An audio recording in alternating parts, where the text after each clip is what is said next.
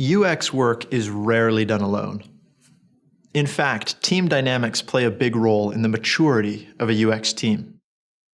In the 60s, the psychologist Bruce Tuckman described the development of small groups in 5 stages: forming, storming, norming, performing, and adjourning.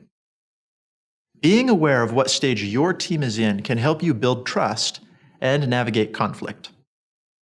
The forming phase describes what happens when a group first comes together, whether officially or unofficially. Initially, people tentatively test the limits of the group. They might see how much others will let them participate, or try taking on a more authoritative role and see how others react. But generally, people stay pleasant and surface level at this point. Next is storming. This phase is arguably the most important one. Storming refers to the moments when different views start to get shared and it becomes obvious that not everybody agrees on everything. This can be especially true on diverse, cross-functional teams.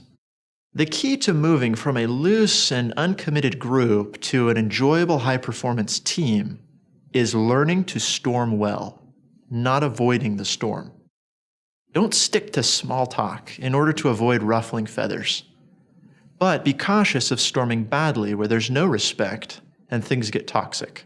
The goal is to provide a respectful platform where different opinions can be shared and discussed.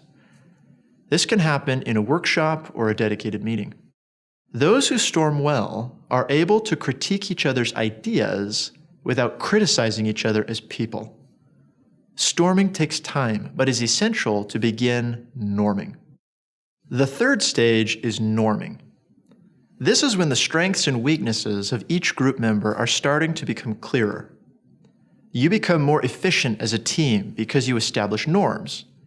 You assign tasks and responsibilities to different people based on their strengths. Norming is a great feeling. You will still have moments of storming, though, as you continue working together, because this is not a completely linear process. Groups who spend enough time together in the norming phase slowly start transitioning into the fourth phase, performing. Performing is the peak capacity of a group. It's when a team is putting out the best possible ideas, products, or services. Performing is not just about efficiency, though. It's also about fun. Groups in the performing phase find it easy to feel comfortable with their team and enjoy working together.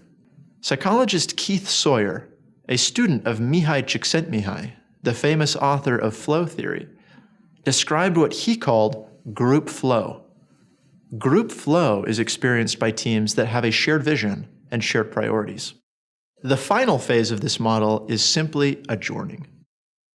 All teams eventually disband for one reason or another. Your goal ought to be that the adjourning phase is sad, because it likely means that you've had fantastic norming and performing experiences together. If the adjourning phase is a relief, it's likely because the group either never moved out of the forming phase or because they had a lot of difficulty storming together.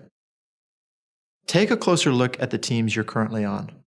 Ask yourself which phase of this model you're in, and what needs to happen next for you to move to the next phase.